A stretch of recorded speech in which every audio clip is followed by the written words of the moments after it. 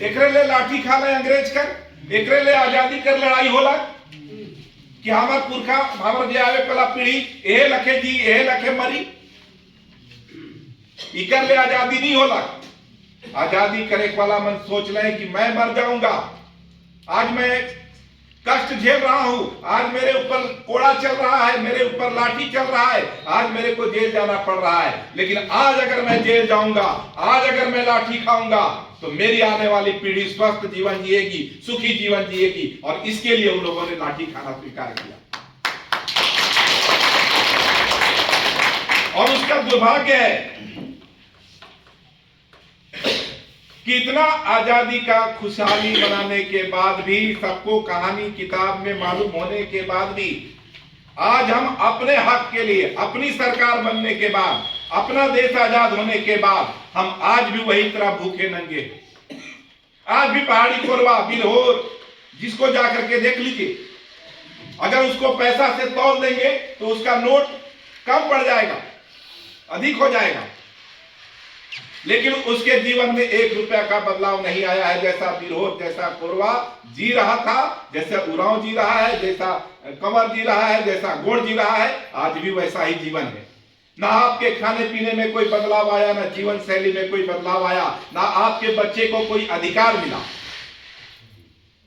ऐसा नहीं है कि सरकार आपके लिए कानून नहीं बनाती है, ऐसा नहीं है कि सरकार आपके लिए व्यवस्था नहीं करती है। दिल्ली और रायपुर में बैठी हुई जो सरकार है, जो सरकार बनाए गए हैं, वो सब आपके लिए कानून बनाया है। वो वहां से बनाया है कि हर घर को, परिवार को अनाज मिलेगा, वो बनाया है कि हर परिवार को राशन कार्ड मिलेगा, वो बनाया है कि हर आदिवासी को जाति प्रमाण पत्र मिलेगा, हर व्यक्ति को उसका जमीन का, जल का अधिकार मिलेगा। लेकिन आप तक पहुंचते पहुंचते वो अधिकार कहां गायब हो जाता है और कौन खा जाता है। आज हम भ्रष्टाचार की बात कर रहे हैं। हम लोगों का लड़ाई का मूल मुद्दा डीलिस्टिंग है। सब लोग जानते हैं डीलिस्टिंग, डीलिस्टिंग कानून जानते हैं ना। डीलिस्टिंग हमारा मूल मुद्दा है। क्या है डीलिस्टिंग, क्या है डीलिस्टिंग बताइए।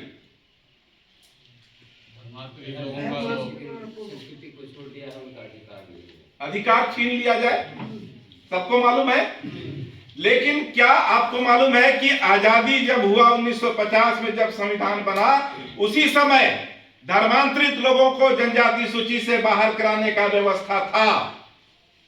लेकिन कुछ मिस्त्री के दलाल उस जगह पर बैठे थे, उस संविधान बनाने वाले जगह पर बैठे थे, कानून चलाने वाले जगह पर बैठे थे। उन लोगों ने उस कानून को दबा दिया। क्यों दबा दिया? क्योंकि उनको सबसे अधिक से अधिक ईसाई बनाना है।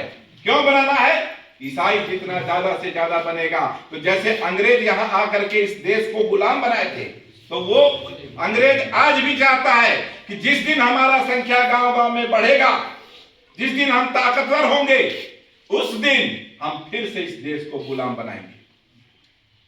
डीलिस्टिंग कानून का लिए हमारा व्यक्तिगत लड़ाई नहीं है, इस देश को अंग्रेजों की गुलामी से बचाने का भी लड़ाई है। जो लोग सोच रहे हैं कि अरे तो आदिवासी का मुद्दा है, आदिवासी को आरक्षण देने का मुद्दा है, हमको डीलिस्टिंग से क्या लेना देना।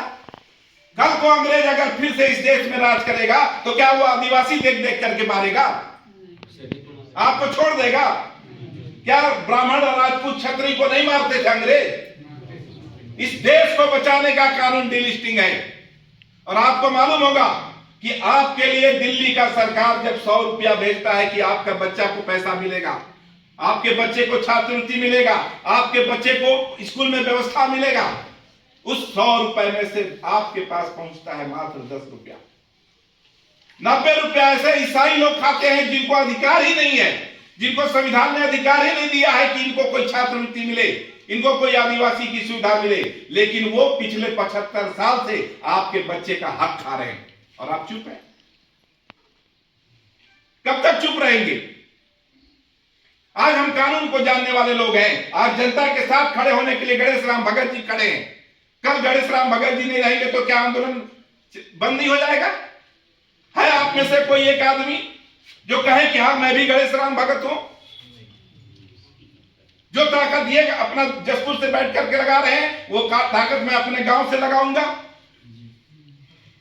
तो अगर आपको अपने जल जंगल और जमीन की रक्षा का अगर जिम्मेदारी है और आपको लगता है कि जैसे अंग्रेजों को मार करके आपके पूर्वज भगाए, तो कम से कम आज आपको जेल जाना नहीं पड़ रहा है, आज आपको कोड़ा खाना नहीं पड़ रहा है, आज आपको लाठी नहीं खाना पड़ रहा है। क्यों? क्योंकि आपके पूर्वज जेल खाए, आपके पूर्वज लाठी खाए। तो आज अगर आप डीलिस्टिंग के मुद्दे को लेकर के खड़े हो रहे हैं, भ्रष्टाचार के मुद्दे को लेकर के खड़े हो रहे हैं, तो आज आपको कष्ट होगा। हो सकता है कि 12 तारीख को घनघोर पानी गिरेगा, हो सकता है उस दिन आप पानी से भीग जाएंगे, लेकिन आपका बच्चा पानी में दोबारा कभी नहीं भीगेगा। आपके बच्चे का हाथ दोबारा कोई नहीं खाएगा। और इस सोच के साथ अगर आप काम करेंगे तो 20 का यहां तो 1 लाख लोगों को आप लाने की शक्ति आपके पास है। आपको अपनी बात को गांव के लोगों तक पहुंचाना है। हम जसपुर से आपको बताने के लिए आए, आप यहां से जाकर के अपने गांव को लोगों को बताइए। और कोई माई का लाल इस गांव में, इस क्षेत्र में नहीं है जिसको आप इस व्यवस्था को बताइएगा, इस भ्रष्टाचार की बात को बताइएगा, तो वो अपने परिवार के साथ 12 तारीख को सरना ना आए। हर आदमी के अंदर अपने देश, अपने जमीन, अपने जल जंगल जमीन के प्रति प्रेम है, लेकिन उनको बताने वाला, जगाने वाला कोई नहीं। और उसी का परिणाम यह है कि आज हम लोग लगातार भले लाठी डंडा ना खा रहे हैं, लेकिन अपना अधिकार तो खिला रहे हैं दूसरे को। वो 2 बच्ची, जानते हैं आंगनबाड़ी का मामला क्या, उनकी व्यक्तिगत लड़ाई नहीं है। वो 2 बच्ची 12वीं में मेरिट में पास हुई, उनका नंबर सबसे ज्यादा था। जिस लड़की ने कक्षा 12वीं का पढ़ाई कभी जीवन में नहीं किया, स्कूल का मुंह नहीं देखा है 12वीं का, उसको फर्जी अंक सूची बनाया। कौन बनाया? यही अधिकारी लोग। वो फर्जी अंक सूची उसमें लगा है, और उस फर्जी अंक सूची को बता करके ये बताया गया कि इनसे ज्यादा नंबर इस लड़की का है, उसका पोस्टिंग कर दिए। वो तो ये लोग जागरूक थे, इनके साथ राकेश गुप्ता काम किए, सूचना का अधिकार लगाए, कागज निकला।